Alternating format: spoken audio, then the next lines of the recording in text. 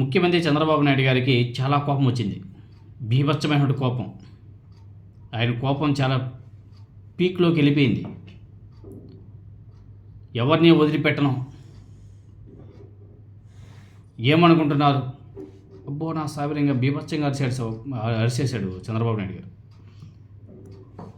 75 సంవత్సరాల వయసులో అంత కోపం తెచ్చుకోవడం అవసరమా అనేసి కూడా చాలామంది మాట్లాడుకుంటున్నారు. యూరియా అందక రైతులు ఇబ్బందులు పడుతున్నారని చెప్పేసి ఎవరైనా సోషల్ మీడియాలో రాసినా, మాట్లాడినా, చూపించినా సహించేది లేదు అని చెప్పేసి స్వయంగా చంద్రబాబు నాయుడు గారే హెచ్చరించడం ఆశ్చర్యం కలిగిస్తుంది. 2 తెలుగు రాష్ట్రాల్లో యూరియా కోసం రైతుల పాటలు అన్నీ కావు. 2-3 రోజుల తరబడి క్యూ లైన్లో నిల్చుంటున్నారు, అయినా కానీ దొరకడం లేదు. శుభకార్యాలకు వెళితే క్యూలో నిలిచి మనం భోజనం చేయలేదా, అది బఫే సిస్టమ్ లాగా మనం తినడం లేదా నిలబడుకొని, యూరియా కోసం రైతులు వేచి చూడడం కూడా అలాంటిదే అనేసి మన వ్యవసాయ శాఖ మంత్రి అచ్చెన్నాయుడు గారు 2 రోజుల క్రితం చాలా తనదైన శైలిలో చక్కగా చెప్పడాన్ని చంద్రబాబు నాయుడు గారు విన్నట్టుగా లేడు. యూరియా దొరకలేదని ఎవరైనా ప్రశ్నిస్తే అలాంటి వాళ్ళను రాజకీయంగా వైసీపీ ఖాతాలో వేసి తోలు తీస్తాం ఖబర్దార్ అని చెప్పేసి చంద్రబాబు నాయుడు గారు హెచ్చరించడం నా భూతో నా భవిష్యత్తు. రైతులకు యూరియా దొరక్క గంటల తరబడి క్యూ లైన్లో నిలిచి ఉన్నారని చెప్పేసి ప్రభుత్వానికి అనుకూలంగా, అంటే కూటమి ప్రభుత్వానికి, కూటమి పార్టీలకు అనుకూలంగా పనిచేసే పత్రికల్లోనూ కూడా కథనాలు వచ్చాయి. మరి వాటి గురించి చంద్రబాబు నాయుడు గారు చూడలేదా? వాటి గురించి కూడా మాట్లాడితే చాలా బాగుండేది. అంతెందుకండి, కూటమి ప్రభుత్వ గెజిట్గా పిలుచుకునే పత్రికల్లో యూరియా ఏదయ్యా అని చెప్పేసి పెద్ద టైటిల్ పెట్టి రాశారు. యూరియా ఏదయ్యా అనే బ్యానర్ కథనాన్ని అమరావతి ఎన్టీఆర్ జిల్లా ఎడిషన్లో చూడొచ్చు మీరందరూ కూడా హ్యాపీగా. కూటమి ప్రభుత్వానికి, కూటమి పార్టీలకు గెజిట్గా పిలుచుకునే పత్రికల్లో యూరియా ఏదయ్యా అనేసి బ్యానర్ కథనాన్ని అమరావతి ఎన్టీఆర్ జిల్లా ఎడిషన్లో చాలా పెద్ద తాటికి అంత అక్షరాలతో రాశారు, చూపించారు, మీరందరూ కూడా చూడొచ్చు. అదే జిల్లా ఎడిషన్లో మరో అనుకూల పత్రిక మొదటి పేజీలోనే యూరియా వెతలు అనేసి ఒక పెద్ద శీర్షికతో పెద్ద కథనమే రాసింది. వచ్చింది, మీరందరూ కూడా చూసుకోవచ్చు. నేను కూడా పెడతాను, కాబట్టి మీరందరూ కూడా చూడండి. యూరియా ఎటు మళ్లించారో తెలియని స్థితి అనేసి, అలాగే ఎకరానికి అరకట్ట మాత్రమే ఇస్తామని నిబంధన విధించారన్నది వాళ్ళు రాసినటువంటి కథనం సారాంశం. వాళ్ళ అనుకూల మీడియాలో రాసినటువంటి, అనుకూల పత్రికలో రాసినటువంటి సారాంశం. అలాగే ఆ పత్రిక లోపల పేజీలో ఒకసారి గమనిస్తే యూరియా ఇవ్వండయ్యా అంటూ భారీ సంఖ్యలో క్యూ కట్టిన రైతుల ఫోటోలతో కూడినటువంటి వార్తా కథనాన్ని కూడా మీరందరూ కూడా చూడవచ్చు హ్యాపీగా.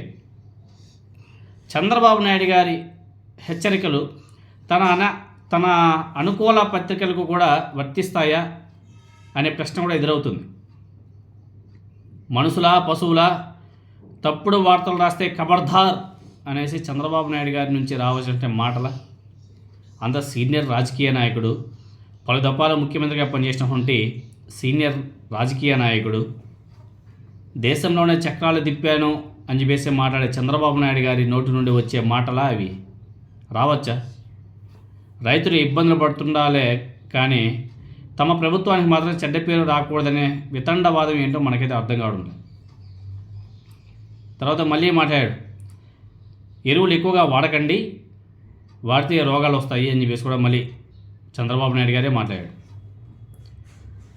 గంటల తరబడి యూరియా కోసం క్యూలలో నిలబడడం రైతులకు ఏమైనా సరదానా? అన్ని పనులు వేసి అక్కడ రోజుల తరబడి నిలబడుకోవడం వాళ్ళకి ఏమైనా ఆనందమా? అక్కడేమైనా 3 పూటల పుట్టి పెడుతున్నారా?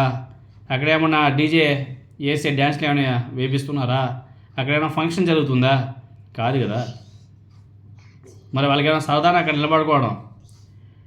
ఎంతసేపు వైఎస్ఆర్ కాంగ్రెస్ పార్టీ మీద ముద్ర వేసి వాళ్ళ మీద ఏదో ఒక విధంగా దుష్ప్రచారం చేయాలని చెప్పేసి ఆలోచన తప్ప సమస్యకి పరిష్కారం ఎక్కడా లేదు. సమస్య నుంచి తప్పించుకోవాలనే పన్నాగం అధికార పార్టీ నాయకుల్లో చాలా స్పష్టంగా కనబడుతుంది. ప్రతి ఒక్కదానికి వైసీపీ వైసీపీ వైసీపీ.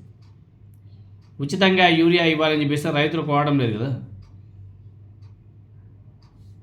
లేదు కదా. పంటల సాగు కావాల్సినంత యూరియా అందించాలని చెప్పేసి మాత్రమే వాళ్ళు డిమాండ్ చేస్తున్నారు. యూరియా అందక విసిగిపోయి రైతులు ప్రభుత్వం మీద మండిపడుతున్నారు. దీన్ని మీడియా చూపిస్తుంది. సమస్య తీవ్రత తెలిసినప్పుడు సరిదిద్దుకోవడానికి బదులు ఖబర్దార్ అని చెప్పేసి హెచ్చరించడం సరైందా అనే ప్రశ్నకు చంద్రబాబు నాయుడు గారు ఒకసారి ఆలోచన చేసుకోవాలి. సమస్యల గురించి చెబితే కేసులు పెట్టి జైలు పెడతామని చెప్పేసి హెచ్చరికలతో నోరు మూయించాలని చెప్పేసి ఆయన యొక్క ఉద్దేశం చాలా స్పష్టంగా కనబడుతుంది. ఇలాంటి చర్యలతో ప్రభుత్వానికి ఆ పార్టీలకు చెడ్డ పేరు రావడం తప్ప ప్రభుత్వం సాధించేది ఏమి ఉండదు అనేసి ఒకసారి వాళ్ళు తెలుసుకుంటే మంచిది. వాళ్ళని తెలుసుకోకుండా ఉండే స్థితిలో కూడా వాళ్ళు లేరు. ఎందుకంటే వాళ్ళు ఏం కొత్తగా రాజకీయాల్లోకి రాలేదు, కొత్తగా పదవులు పొందలేదు. మరి ఎందుకు అలా బిహేవ్ చేస్తున్నారో అర్థం కావడం. కోపం, ఫ్రస్ట్రేషన్. చంద్రబాబు నాయుడు గారికి కోపం వస్తే, ఫ్రస్ట్రేషన్ వస్తే గట్టిగా మాట్లాడగలడు, అంతే కదా. రైతాంగానికి కోపం వస్తే ఏమవుతుందో చంద్రబాబు నాయుడు గారికి తెలియంది కాదు. ఇప్పటికైనా ఆ ఊహంకరింపులు, ఖబర్దార్ హెచ్చరికల్ని పక్కన పెట్టి రైతులకు యూరియా అందించడం మీద దృష్టి సారిస్తే రైతులు హ్యాపీగా ఉంటారు. వాళ్ళ కరపత్రికలో కూడా కథనాలు రాకుండా ఉంటాయి. అందుకు భిన్నంగా వ్యవహరిస్తామంటే దాని పర్యవసానాల్ని ఫ్యూచర్లో ఎదుర్కోక తప్పదు. అది చరిత్ర చెప్తుంది. ఇప్పుడు మన అధికారంలో ఉన్నాం కదని చెప్పేసి ఏది పడితే అది మాట్లాడి వార్నింగ్లు ఇచ్చి కేసులు పెట్టి జైలు పెడితే తర్వాత ఫ్యూచర్ కూడా చాలా స్పష్టంగా కనబడుతుంది. మరి చంద్రబాబు నాయుడు గారు ఇంకైనా సరే మేల్కొని ఆ దిశగా అడుగులు వేస్తాడా అన్నది కూడా చూడాలి.